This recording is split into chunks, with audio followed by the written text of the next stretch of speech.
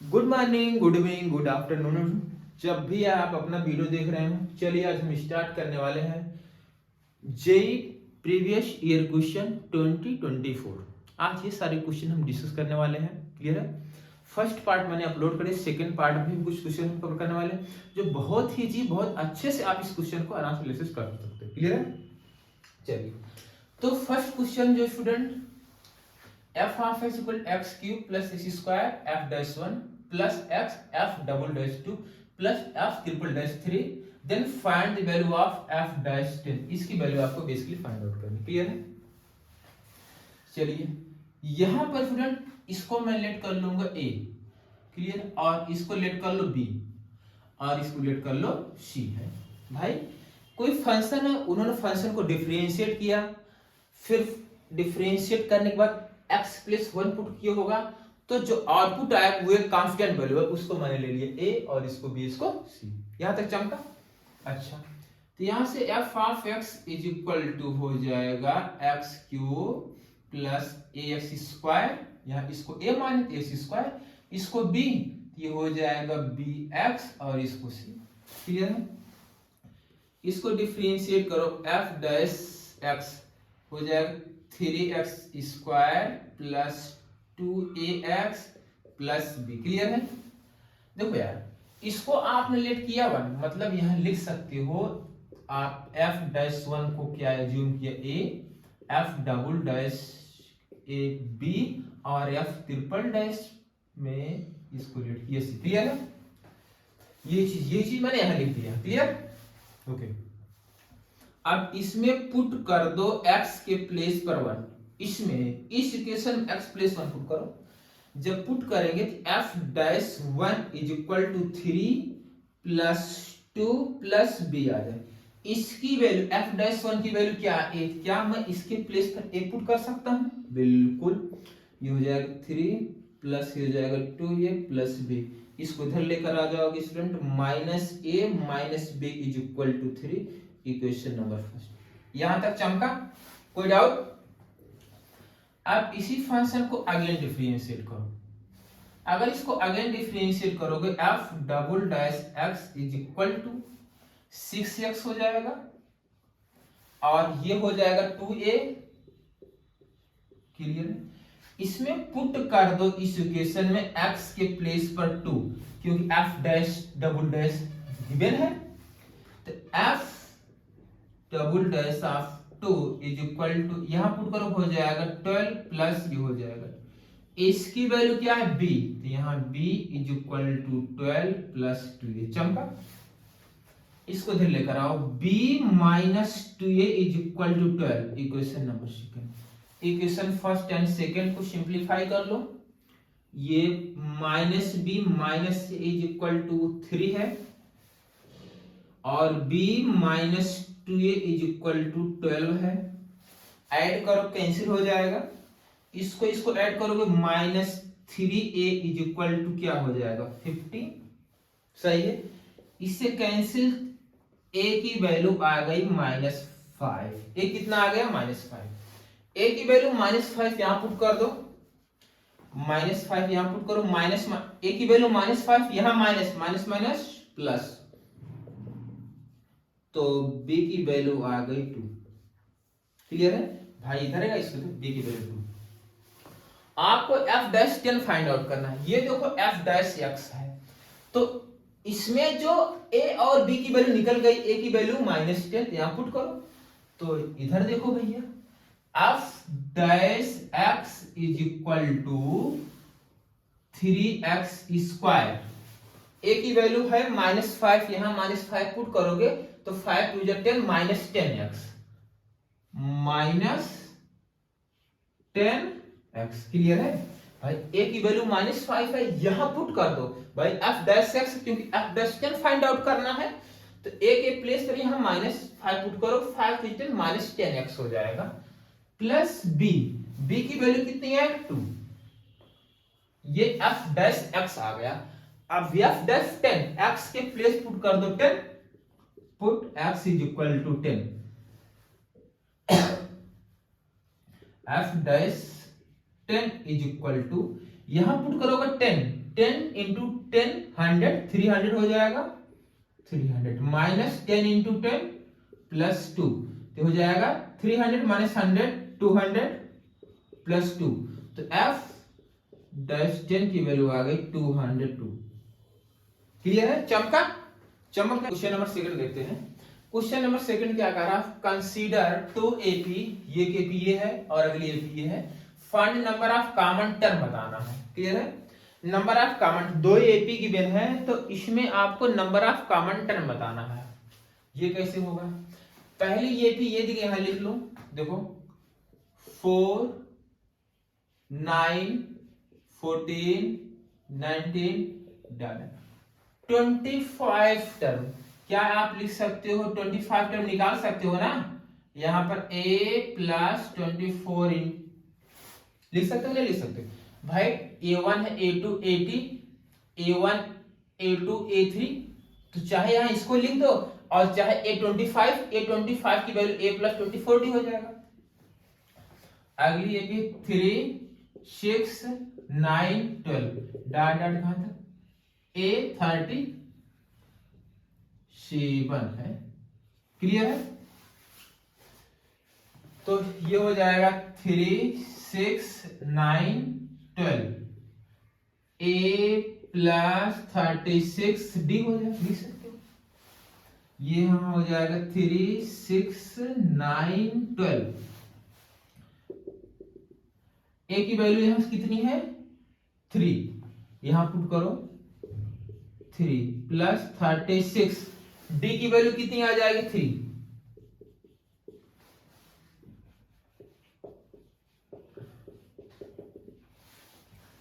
इसका मल्टीप्लाई करोगे, देखो यहां मैं स्टार्ट कर देता हूं 3 प्लस 36 मल्टीप्लाई 3 और 3 6 जा 18 3 3 जा 9 10, तो ऐड करेंगे तो 1 1 1 1 है। क्लियर है? 1 1 1 1 111 आ जाएगा। इसको सॉल्व कर लो थोड़ा। 4 9 14 19, a की वैल्यू कितनी है? 4 प्लस 24, d की वैल्यू कितनी है? 5। सिंप्लीफाई करो, 4 9 ये हो जाएगा 14 19, ये हो जाएगा 124 हो जाएगा 124। क्लियर है? बेसिकली ये दोनों सीक्वेंस दिए गए, ठीक है ना? ये इस फॉर्म में दिया था, मैंने इसको कन्वर्ट कर लिया इस फॉर्म में और इस फॉर्म में। मतलब है कि a25 की वैल्यू में निकाली, a37 की वैल्यू में निकाली। अब दोनों में कॉमन टर्म खोजना है। कितने टर्म कॉमन है? देखो यहाँ 9 और यहाँ पर 9, ऐसे ऐसे कितने टर्म कॉमन होंगे दोनों के बीच में, ये बताना है। चलो ठीक है, थोड़ा आओ। ये 4 है, ये 9 है, ये 14 है, ये 19। इसका कॉमन डिफरेंस 5 है, तो इसमें 5 अगर ऐड करोगे नेक्स्ट टर्म आ जाएगा, 5 ऐड करो नेक्स्ट टर्म आ जाएगा, ये हो जाएगा 24। क्लियर है? फिर 5 ऐड करो नेक्स्ट टर्म आ जाएगा 29, फिर 5 ऐड करोगे हो जाएगा 34 डॉट डॉट 1। ठीक है? क्लियर है?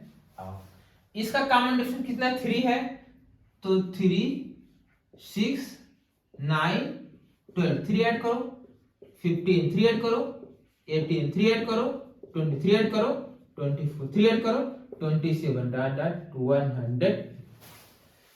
अब दोनों एपी में देखो कॉमन टर्म है ना, 9 9 हो गया, यहां भी 9, देखो एक टर्म यहां है, एक टर्म अगला नेक्स्ट टर्म इसके बाद 24 आ रहा है और यहां देखो 24 आ रहा है, तो यहां हो जाएगा 24।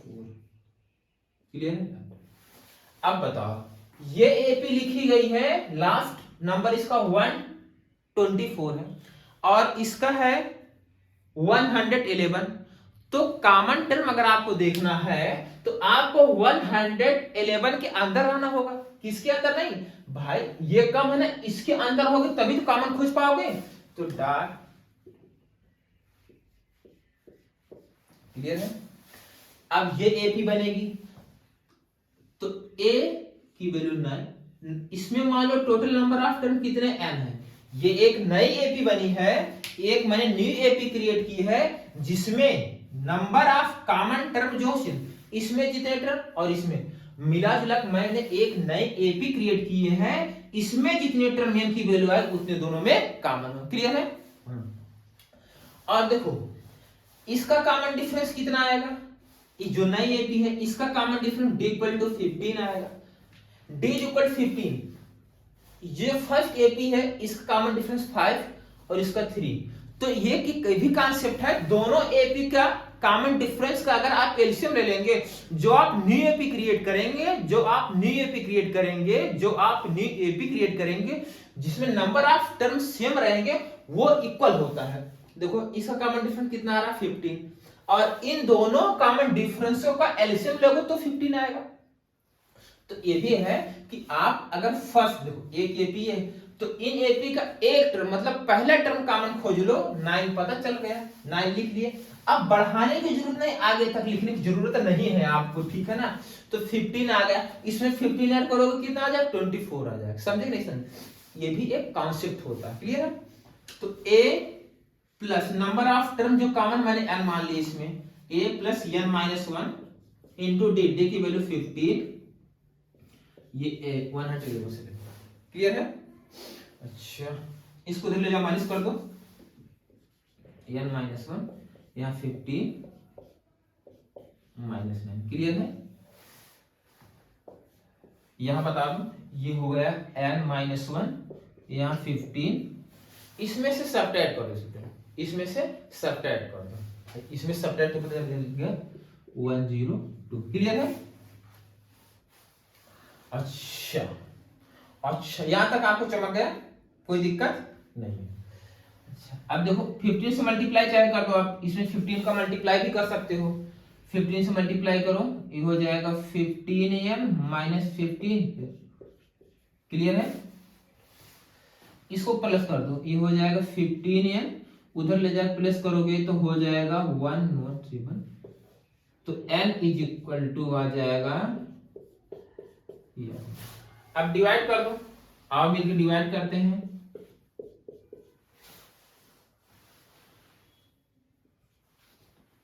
15 7 जा 105, ये आ जाएगा 2 1, जिसमें बढ़ाओगे। ठीक है? बोलो सही नहीं भाई? 15 7 जा 105 आ जाएगा, 105 आएगा, और उसके बाद 8 टाइम्स जाएगा कैंसिल आ जाएगा। इससे डिवाइड करने पर n 7.8 मतलब जो n है वो 7.8 से लेस, मतलब 7.8 से कम इंटीग्रल वैल्यू क्या आएगी भाई? 7.8 से लेस इंटीजर क्या आएगा? 7 आएगा, 6 आएगा, ये सब। लेकिन आपको इससे नियरेस्ट रहना है, तो n इक्वल कितना आ जाएगा 7। n इक्वल कितना आ जाएगा 7 भाई। 7 n जो 7.8 से कम होना चाहिए, n की वैल्यू कितनी है 7। तो नंबर ऑफ कॉमन टर्म जिसे फाइनल में कितना आ जाएगा 7। क्लियर है? नोट कर लीजिए। चलिए फिर हम आगे नेक्स्ट क्वेश्चन पर। क्लियर है? fx इज इक्वल टू, ये गिवन है fx यानी fx to be continued at x is equal 3 what are order pair a comma b are in a set capital S, then number of elements in set S। Clear है? मिला जुला कहने का मतलब पहले आप जो इसमें अननोन दिया गया a और b की वैल्यू फाइंड आउट कर लीजिए, a और b की वैल्यू फाइंड आउट करिए। चलिए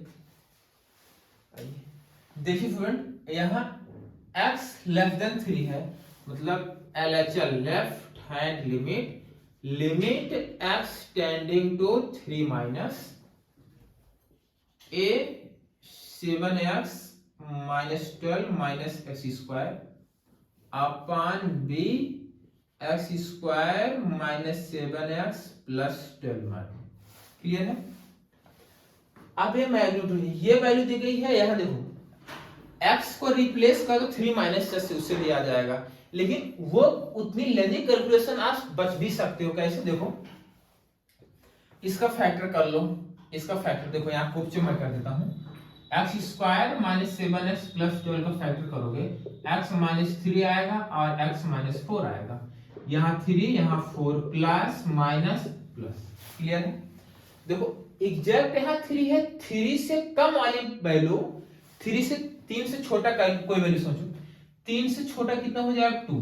अगर 2 यहाँ पुट करोगे, 2 यहाँ पुट करोगे, 2 यहाँ पुट नेगेटिव नेगेटिव नेगेटिव में मल्टीप्लाई क्या होगा पॉजिटिव, मतलब ये मॉड जो है वो पॉजिटिव के साथ ब्रेक होगा। चंपक नहीं चंपक, ये 3 है, 3 से छोटी कोई वैल्यू लेकर सोचो, क्योंकि यहाँ क्यों 3 से छोटी वैल्यू ले रहे हैं, क्योंकि यहाँ लिखा है लिमिट x 3 माइनस मतलब 3 से कम, 3 से कम क्या हो जाएगा 2, 2 यहाँ पुट करके 2 यहाँ पुट करके देखोगे तो ये पॉजिटिव, मतलब ये जो मॉड है ये पॉजिटिव के साथ ब्रेक होगा।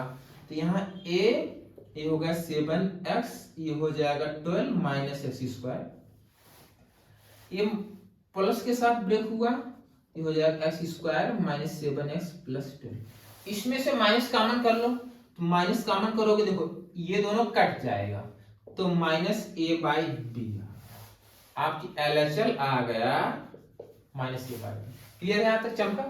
अच्छा आइए यहां RHL limit x tending to 3 plus 2 की पावर ये है साइन x माइनस 3 और भाई यहां पर x के प्लेस पर रखो 3 प्लस h, तो यहां हो जाएगा लिमिट h अप्रोच टू 0, यहां पुट कर दो साइन x के प्लेस पर 3 प्लस h माइनस 3 अपन x के प्लेस पर 3 प्लस h, 3 प्लस h का ग्रेटेस्ट इंटीजर के अंदर लिमिट नहीं जाएगी, 3 प्लस h मतलब 3 से h की वैल्यू होती है 0.001, तो 3 प्लस h ग्रेटेस्ट हो जाएगा 3, तो यहां हो जाएगा 3, समझे नहीं समझे? और ये 2 की पावर में लिखा गया है सब। क्लियर है? इससे ये कैंसिल, इससे कैंसिल, अब साइन h अपॉन h और लिमिट h अप्रोच 0 वैल्यू क्या हो जाएगी 1 इज इक्वल टू 2 की power 1 is equal to 2। Clear है? तो LHL is equal RHL is equal to value of function, मतलब वैल्यू ऑफ फंक्शन यहां दिया गया f ऑफ 3 की वैल्यू कितनी दी गई b, f ऑफ 3 की वैल्यू b, तो LHL is equal to RHL is equal to value of function, मतलब f ऑफ 3। ये कंटीन्यूअस क्वेश्चन बोल रखा है continue at x equal to 3 पर। LHL की value minus a by B, RHL की वैल्यू 2 और वैल्यू ऑफ फंक्शन कितना दे रखा b is equal to b। Clear है? तो यहां से दैट इंप्लाई b की वैल्यू क्या आ गई 2 आ गई, b की वैल्यू 2 आ गई, तो a is equal to minus 2 भी हो जाएगा भाई, इसका मल्टीप्लाई कर देंगे तो b की वैल्यू यहां 2 पुट करेंगे, a is equal to minus 4 आ गया, तो a b का ऑर्डर पेयर जो आया है a कामा b का जो ऑर्डर पेयर आया है वो -4, 2 होगा। अब ऑर्डर पेयर की बात की है तो ये -4, 2 ही रहना कि 2 का -4 हो जाएगा, ये ऑर्डर पेयर होता है, ये इंपॉर्टेंट होता है। क्लियर है? तो a कामा b की वैल्यू -4, 2 आया है, एक ही एलिमेंट होगा, ऑप्शन थर्ड। क्लियर है? नोट कर लीजिए। चलिए फिर हम आगे नेक्स्ट क्वेश्चन पर। I1 is equal to integral a to b x sin 4x minus square and I2 equal to a to b integral sin 4x minus square। a and b, a और b के बाद is orthocentre of triangle whose vertices है 1, 2, 2, 3, 2, 3 and 3, 1। Then find I1 upon I2। Basically पहले आप a और b की value find out करो, और a और b है क्या ऑर्थोसेंटर है, ठीक है ना? चलो इधर करते हैं। देखो भाई एक ट्रायंगल है, ठीक, 1, 2, ये 2, 3 और ये है 3, 1। क्लियर है? 1, ऑर्थोसेंटर, ऑर्थोसेंटर क्या होता है? It is a point of intersection of altitude. Orthocentre जो होता है इंटरसेक्शन पॉइंट होता है किसका? एल्टीट्यूड का। तो एल्टीट्यूड ये मिला जुला क्या कहने का मतलब ये है, पहले ऑर्थोसेंटर फाइंड आउट करो। ऑर्थोसेंटर फाइंड आउट करने के लिए आपको इस एल्टीट्यूड की इक्वेशन चाहिए और इसकी इक्वेशन चाहिए। अगर इसकी इक्वेशन निकालना है, इसे ए बी सी और इसे पी क्यू, एल्टीट्यूड एपी की क्वेश्चन निकालना है तो एपी की स्लोप चाहिए, और तुम्हें पता है बीसी और एपी क्या परपेंडिकुलर है, तो स्लोप ऑफ बीसी निकाल लो। बीसी का स्लोप कितना हो जाएगा, y2 minus y1 upon h2 minus x1, y2 minus y1 1 minus 3 upon x2 minus x1 3 minus 2, ये हो जाएगा माइनस 2 अपॉन 1। भाई ax1 y1 ax2 y2 है, तो स्लोप का formula y2 minus y1 upon h2 minus x1। Slope of AP क्या हो जाएगा, इसका नेगेटिव का रेसिप्रोकल क्या 1/2 हो जाएगा। इक्वेशन निकाल लो, इक्वेशन ऑफ AP, AP की इक्वेशन निकालो y2 माइनस y1, या ऐसे निकाल लो y माइनस y1, यहां mx माइनस x1 लगा दो, y माइनस। अब बताओ AP की इक्वेशन निकालना है तो ये लाइन 1, 2 से पास हो रही नहीं हो रही, हो रही है, तो AP क्वेश्चन निकालने के लिए हमें पॉइंट पता चल गया और स्लोप पता चल गया, इक्वेशन आ जाएगा। तो y माइनस y1, y1 ये हो जाएगा x1 y1 2 is equal m की वैल्यू 1/2 x माइनस x1 कितना है 1 है, क्लियर है।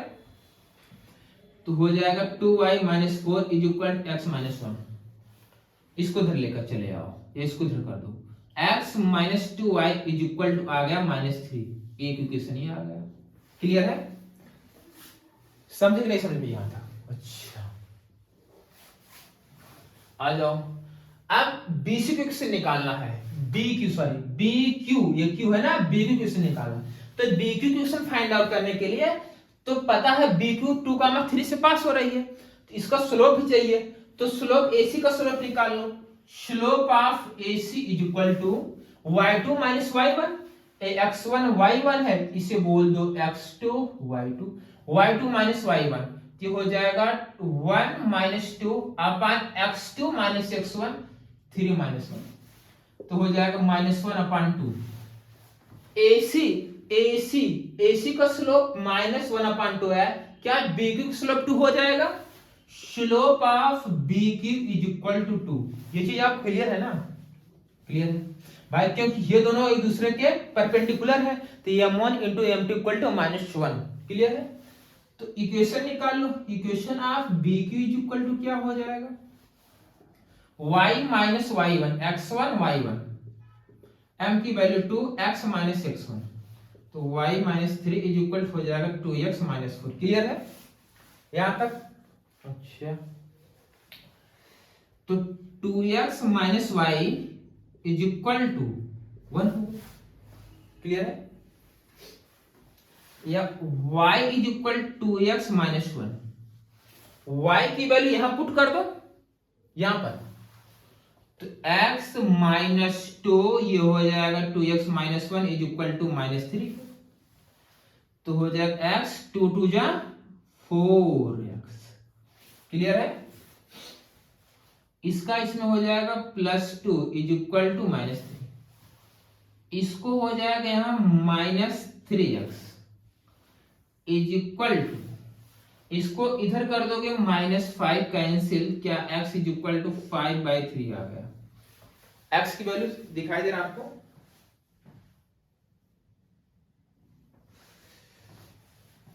दिखाई दे रहा भैया, ठीक, ये x इक्वल टू, मैं यहां लिख दे रहा हूं स्टूडेंट, ये इधर x की वैल्यू कितनी है, ये देखो माइनस माइनस कैंसिल, तो यहां 3x equal to 5, x is equal to क्या आएगा 5/3 आएगा।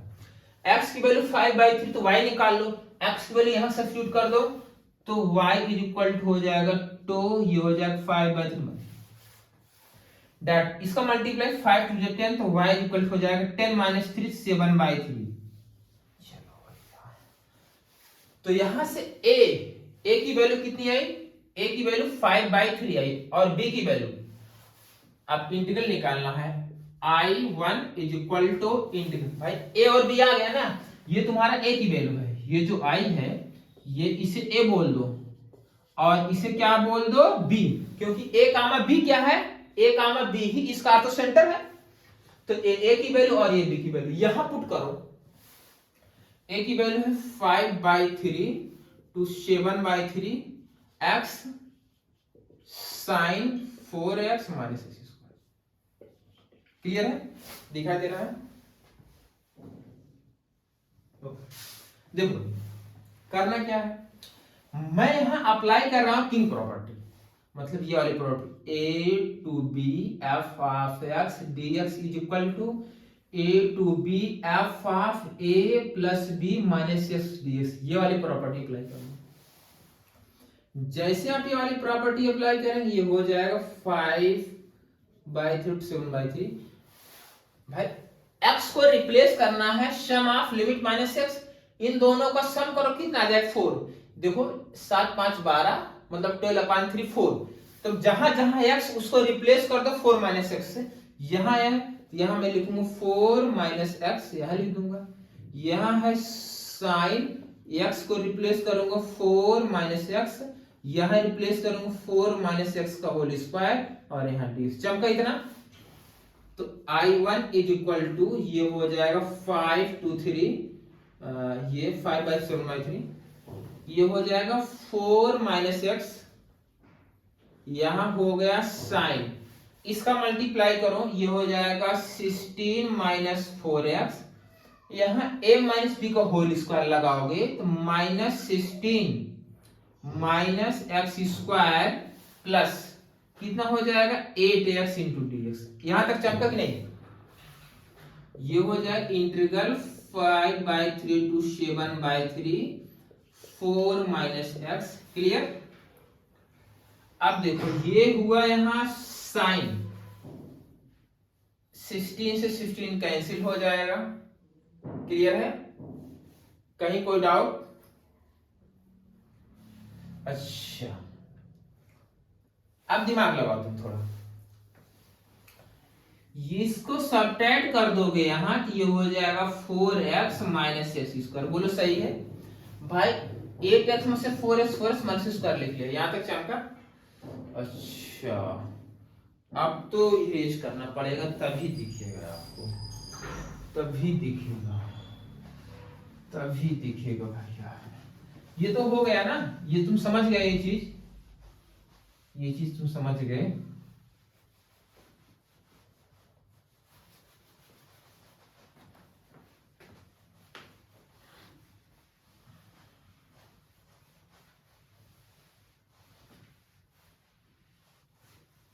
चलो यहां तक चमका तुम्हें? इसके बाद मैं यहां बता रहा हूं I1 is equal to integral 5/3 to 7/3, इसका मल्टीप्लाई बेटा इसमें कर दो तो ये हो जाएगा 4 sine 4x minus X square. Clear है? और इसका मल्टीप्लाई इसमें करो इंटीग्रल 5/2 टू 7/3, यहां पर बचेगा क्या x साइन, देखो इसका मल्टीप्लाई इसमें और इसका मल्टीप्लाई इसमें करोगे तो यही बचेगा x sine 4x minus X square dx। दिख रहा है भैया? थोड़ा लेंदी हो गया, अच्छा दिख रहा, ठीक। अच्छा I1 इस 4 को बाहर कर लो, 4 बाहर आ जाएगा, 5/3 7/3, ये हो गया sine 4x minus X square यहाँ dx। ये चीज क्या बन गई? ये चीज देखो वापिस से I1 बन गया, ये I1 है तो ये भी क्या बन गया I1, यहाँ I1 लिख दे, इसको इधर बुला लो 2I1 इज इक्वल टू 4, और ये क्या बन गया I2। देखो I2 बन गया, ये a की वैल्यू देखो I2 की वैल्यू, a की वैल्यू 5/3 और b बोली 7/3, तो ये क्या बन गया I2। भाई a और b की वैल्यू आपने a और b की वैल्यू फाइंड आउट कर ली ना, a की वैल्यू कितनी है 5/3 और b बोली 7/3, तो 5/2 7/3 साइन 4x माइनस स्क्वायर, ये क्या बन गया I2। तो इसके प्लेस क्या लिख सकते हो I2, तो इससे कैंसिल, यहाँ 2 बचा और I2 किधर लेकर आ जाओ, I1 upon I2 is equal to 2, इसकी वैल्यू कितनी आ गई 2। चमका?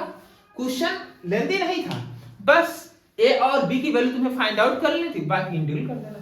चिल्लर है ना, नोट करो।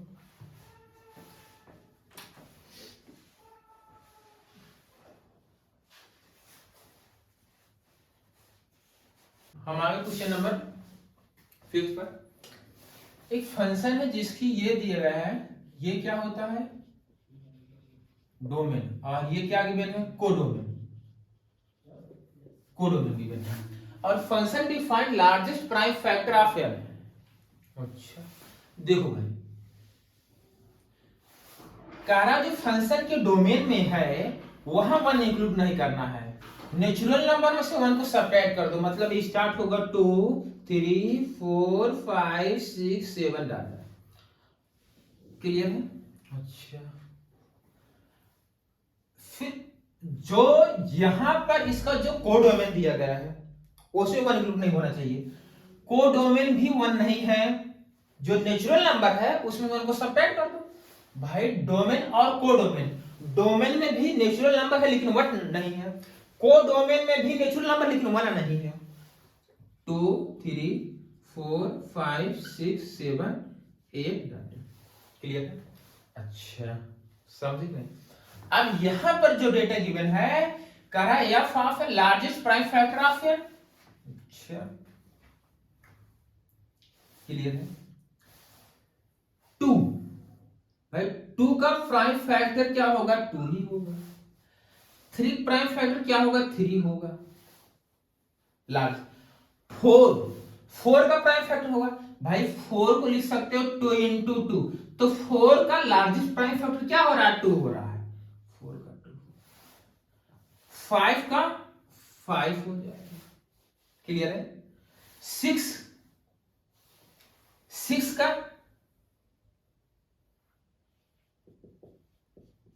6, आप बताओ 6 का लार्जेस्ट प्राइम फैक्टर क्या हो जाएगा, 3 हो जाएगा। क्लियर है? अब बताओ यहां 7 का 7 हो जाएगा।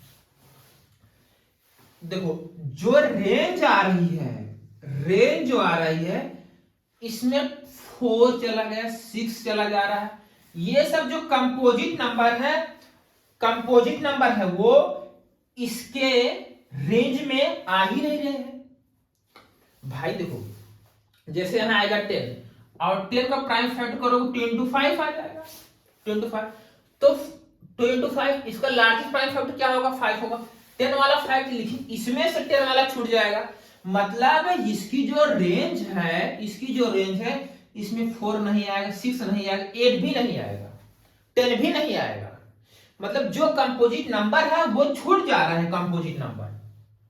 तो इसका जो सॉल्यूशन निकल आ रहा है इसकी रेंज में, इसकी जो रेंज है, इसकी जो रेंज है पूरा तो आ रहा है, मतलब इसकी रेंज है natural number aspect 1, natural number जो रेंज आ रहा है, और एक्सपेक्ट कितना आ जाए, कंपोजिट नंबर।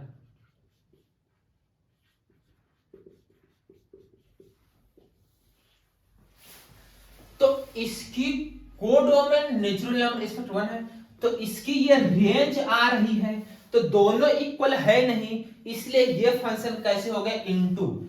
ये फंक्शन पहला हो गया कि ये इनटू है। अब 1 1 है कि मेनी 1 है, देखो मेनी 1 2 का रिलेशन 2 का 2 से, और 4 का भी मेनी 1, मेनी 1, इसलिए क्या हो जाएगा, मेनी 1। तो मेनी 1 और इनटू, ये ऑप्शन नंबर सेकंड से, मतलब ये जो होगा ये 1 1 नहीं होगा, मेनी 1, दो एलिमेंट एक ही से मैप्ड है, मेनी टू 1, इसलिए मेनी 1 हो गया। और इसकी जो रेंज निकल कर आई है वो कोडोमेन इक्वल नहीं है, इसलिए क्या हो गया, इनटू हो गया। क्लियर है? बस इस वीडियो में यहीं तक, बाकी हम नेक्स्ट लेक्चर लेकर आएंगे नेक्स्ट वीडियो में।